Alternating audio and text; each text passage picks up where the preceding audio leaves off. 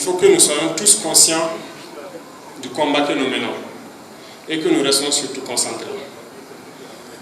J'ai remarqué que beaucoup de gens peut-être ne savent pas toujours où nous sommes parce qu'ils ne savent pas d'où nous venons.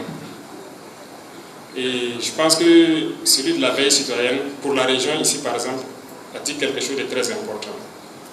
En 2022, quand on arrivait, la route de Waïgué était coupée. Même l'aérodrome de Waïgué n'était pas accessible. Et c'était inquiétant.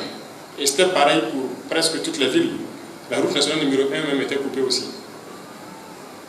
Mais je pense qu'il faut saluer les différentes forces qu'on a engagées, les VDB, qui se sont sacrifiés pour qu'aujourd'hui, nous puissions nous installer dans des zones comme Ban, comme Ségué et comme Niense qui est en cours actuellement. Et les forces sont en train de pousser le combat jusqu'à la frontière. Et tout sera sécurisé. L'ennemi ne peut pas nous vaincre si nous sommes une nation. Et pour rester une nation, on a besoin de discipline, comme je l'ai dit. On a besoin d'abnégation, on a besoin d'avoir un objectif sur lequel on se fixe. Et là, c'est de ça qu'on va parler en long et en large. Si on n'a pas un objectif, on va errer dans la nature, on ne saura pas où on part. Et si on ne sait pas aussi d'où on vient, on n'a pas de repère, c'est comme quelqu'un qui est au milieu d'un désert, qui n'a aucun repère, il ne sait pas où aller, il ne sait pas quoi faire. Non, il faut qu'on ait des repères. Et pour avoir les repères, il faut repartir et interroger l'histoire.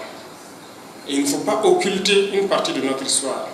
Et il ne faudrait pas aussi que le syndrome de Stockholm soit une maladie commune à tous les Africains. Vous connaissez le syndrome de Stockholm? C'est un syndrome qui fait que celui qui vient te faire du mal, tu finis par l'aimer et le protéger. Est-ce que vous comprenez?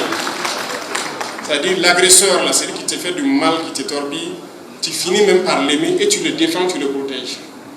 Beaucoup de gens sont atteints de ce syndrome de Stockholm. Que ce soit ici au Burkina ou en Afrique en général. Parce que l'Afrique a beaucoup souffert. Et on a voulu effacer l'histoire de l'Afrique. Et beaucoup même ne connaissent pas l'histoire de l'Afrique. Mais pourtant, on ne doit pas être ignorant. Il faut qu'on connaisse notre histoire pour savoir où on va.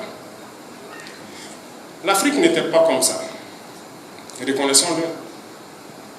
Je vous ai dit une fois, si nos ancêtres, dans nos brousses, on se balade, on voit que les ancêtres étaient capables de prendre la terre et enlever le fer.